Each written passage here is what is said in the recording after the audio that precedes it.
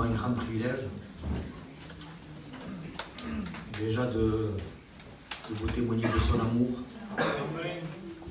Il est venu me chercher pendant que je ne faisais aucun cas de lui. Avec le respect que je vous dois, je vivais dans le péché. Je vivais dans l'obscurité, dans la mort.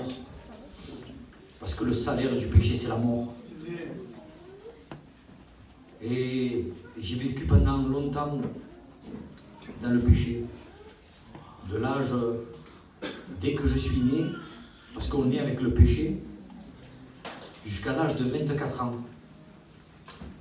J'ai commencé à être très angoissé à l'âge de 13-14 ans. Pourtant, j'avais tout, je manquais de rien, j'avais des parents, j'avais une bonne situation, mais mon cœur était vide. Et je m'en rappellerai toute ma vie de la souffrance que peut apporter le péché, la misère.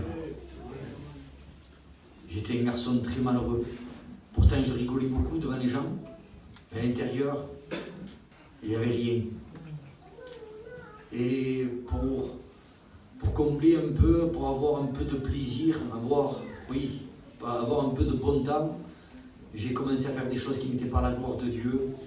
J'ai commencé à sombrer au travers de la drogue.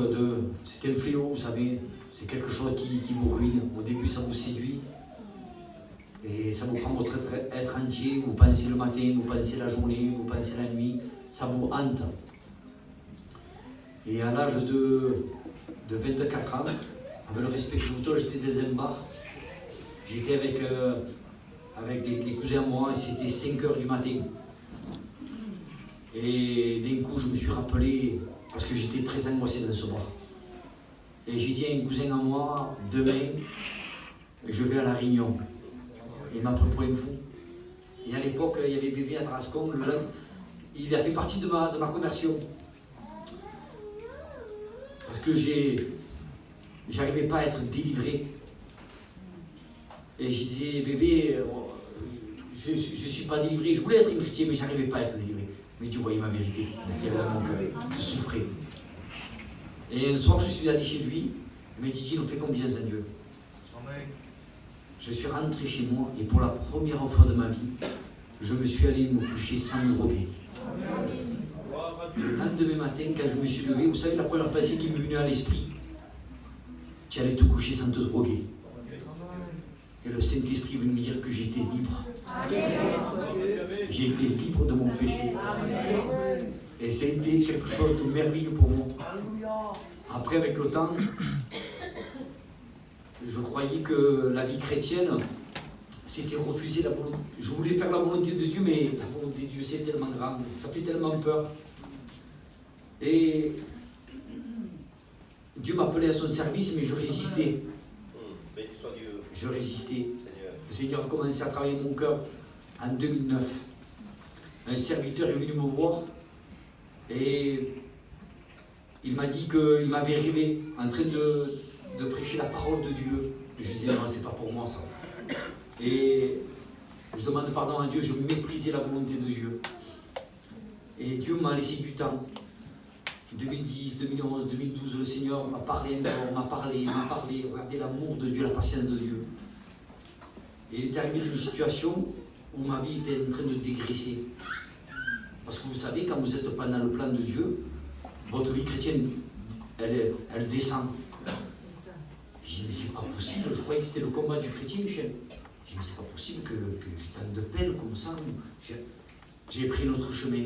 Et à un tel point, à ma honte, j'ai fait du mal à Dieu et j'allais laisser la main de Dieu.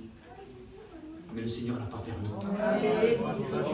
Je suis allé dans un séminaire et le Seigneur a dévoilé ma vie. Et le prédicateur, le pasteur qui m'a imposé les mains, il a dit, Seigneur, permets que ce fois il te serve. Et quand il a dit ce mot, le Saint-Esprit est venu parler à mon cœur. Et regardez encore l'incrédulité. J'ai dit, Seigneur, c'est vrai, tu veux que je te serve, mais permets, Seigneur, qu'une païenne, une femme, un homme viennent me voir.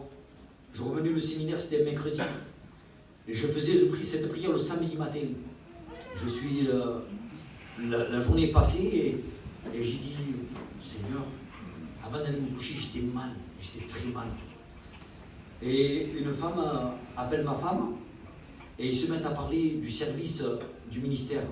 Vous ne savez rien, elle, Michel.